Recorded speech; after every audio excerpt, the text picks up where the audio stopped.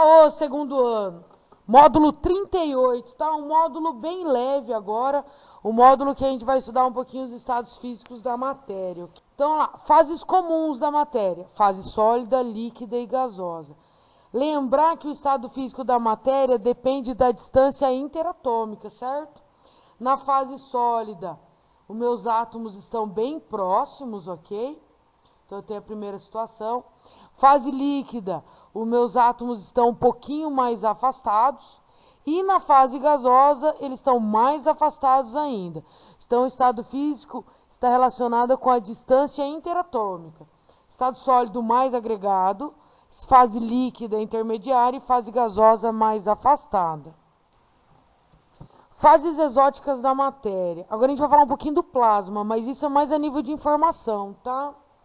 O plasma, também conhecido como quarto estado da matéria, é formado por gases ionizados em altíssima temperatura, estando, portanto, em um nível mais energético que o estado gasoso, ou a fase gasosa. Estima-se que o plasma representa 99% da matéria do universo, sendo encontrado nas estrelas, nos raios, no fogo, nas auroras boreais, nas lâmpadas fluorescentes, televisores de plasma, etc. Então, olha só, coloquei duas imagens ali, né? A primeira mostrando plasma em volta do Sol e depois uma bolinha de plasma. Muito difícil cair sobre plasma em vestibular, coisa assim, tá? Coloquei mais a nível de informação, principalmente pelo fato dela representar 99% da matéria do universo, tá? Eu só consigo ter o plasma numa situação bem específica, tá? Gases ionizados em altíssima temperatura. Mudança de fase, rapidão, hein? Mudança do estado sólido para o líquido, fusão. Mudança do estado líquido para o gasoso, vaporização. Se liga aqui, a vaporização ela pode ocorrer de três formas. A vaporização pode ocorrer por evaporação, ebulição e calefação. Evaporação é quando a mudança do estado líquido para o gasoso ocorre de forma lenta. Um exemplo é uma roupa secando no varal.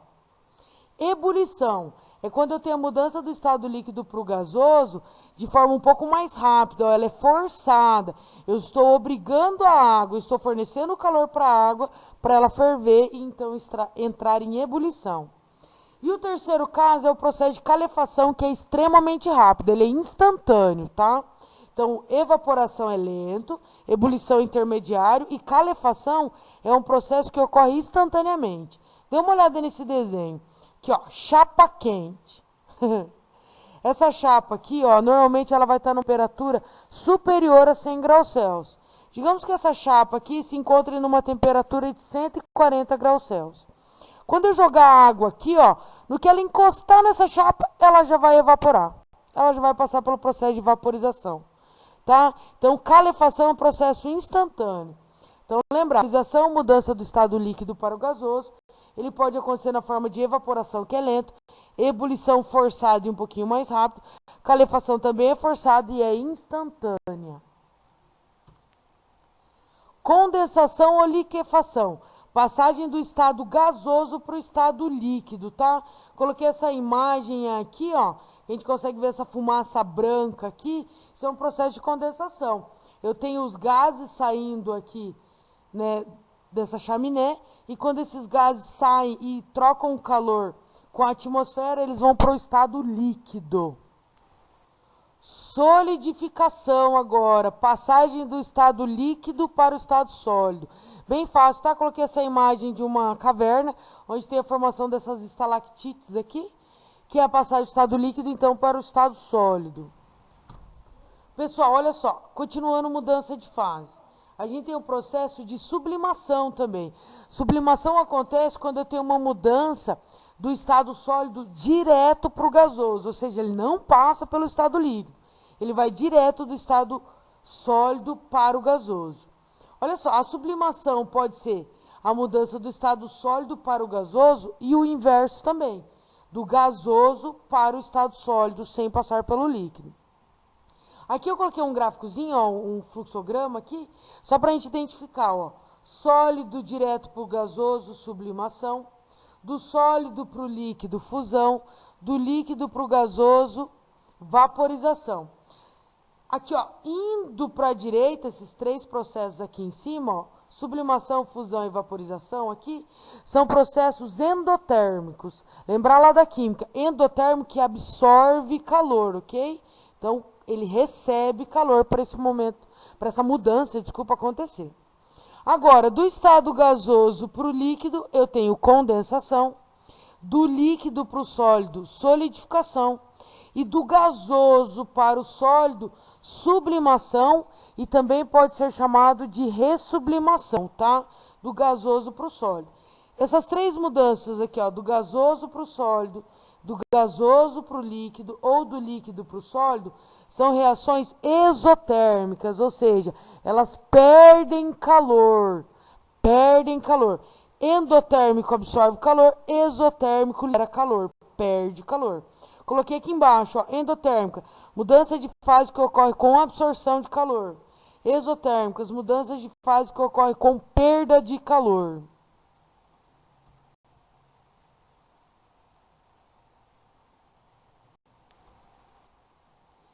Leis gerais da mudança de fase. Primeira lei, pressão constante, toda substância pura sofre mudança de fase a uma temperatura também constante. Então, se eu tiver um composto puro, toda vez que ele mudar de fase, esse processo ocorre com temperatura constante. Segunda lei, se a pressão variar, as temperaturas de mudança de fase, vou ler de novo, se a pressão variar, as temperaturas de mudança de estado também variam. Então, veja bem, a primeira lei diz, uma substância pura, eu tenho a mudança de estado físico ocorrendo em temperatura constante. Porque eu estou imaginando uma pressão constante também. A segunda lei diz, se a pressão mudar, se a pressão variar, as temperaturas de mudança de estado físico também irão mudar.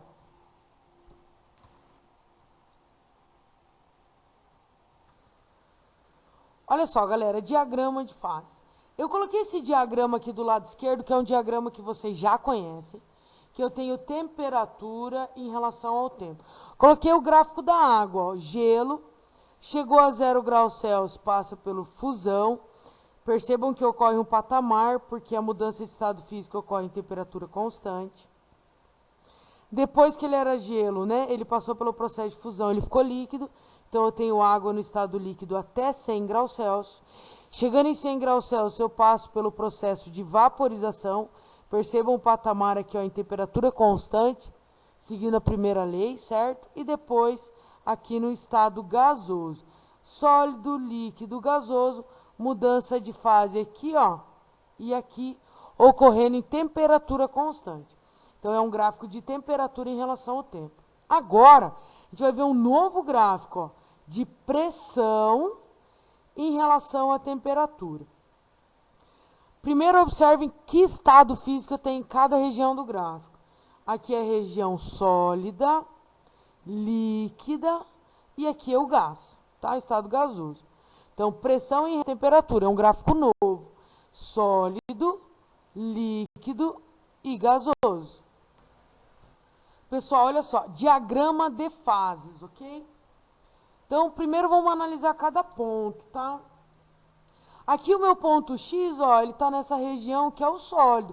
Então, se o exercício pedir qual estado físico nesse ponto aqui, sólido. Se o meu ponto estiver aqui, ó, entre essas duas faixas, tá vendo? Ponto X agora está no líquido. Agora o meu ponto X, ó, o terceiro gráfico aqui, na região gasosa, ok? Sólido, líquido e gás. Agora, olha só. Se o meu ponto X aqui estiver sobre essa linha, que é a linha do sólido para o líquido, essa linha é a linha de fusão, certo? Do sólido para o líquido. Então, nesse ponto, eu tenho sólido e líquido ao mesmo tempo. Próximo gráfico. O meu ponto X, ó, está sobre a linha que divide o estado líquido com o estado gasoso. Então, aqui eu tenho a linha de vaporização, ok? Então, nesse ponto, eu tenho líquido e gás ao mesmo tempo. Ponto X agora, ó, está nessa linha aqui, que é a interface entre o sólido e o gás. Essa linha é a linha de sublimação, ok? Mudança do estado sólido para o vapor. Então, nesse ponto, eu tenho sólido e gás ao mesmo tempo. Olha que louco!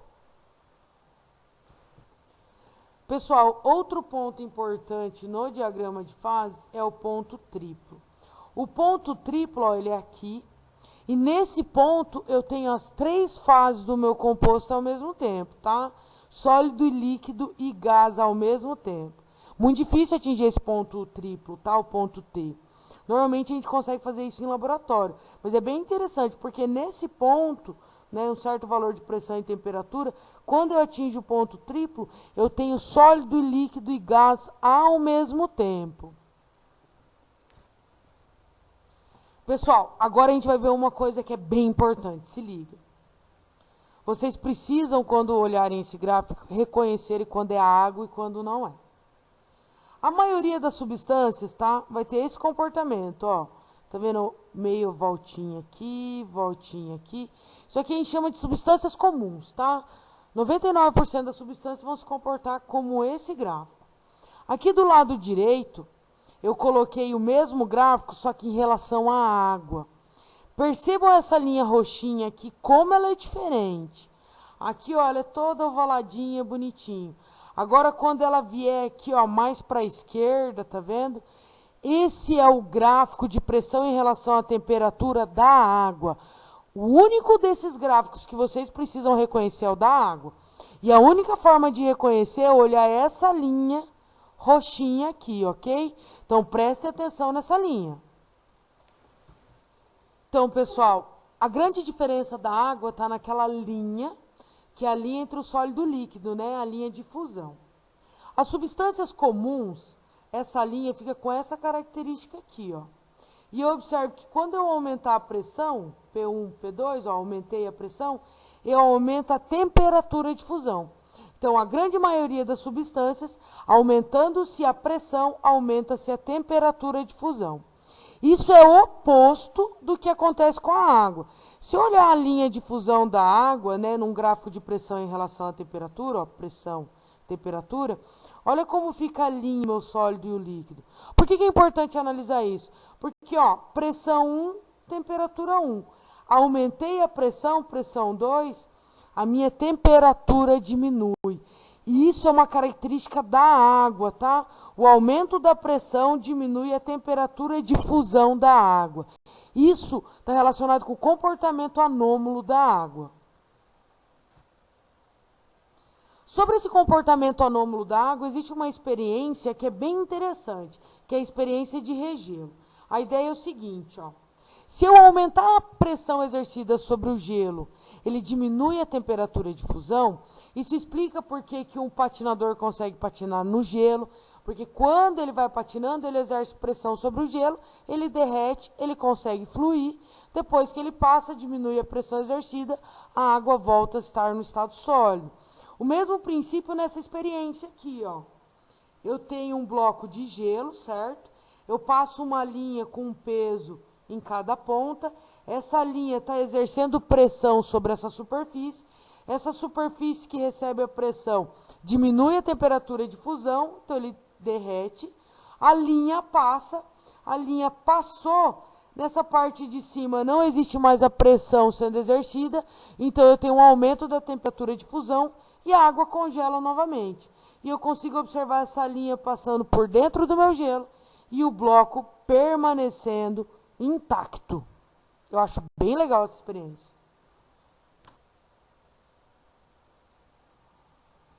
Pessoal, já a curva de vaporização, vocês não precisam se preocupar. Tanto para substâncias comuns quanto para a água, elas vão apresentar a mesma característica. Aumento da pressão, aumenta a temperatura de vaporização do meu composto. Então é isso, pessoal. É um módulo bem fácil, é um módulo de análise de gráfico, é um módulo fácil, porém importante. Bora estudar!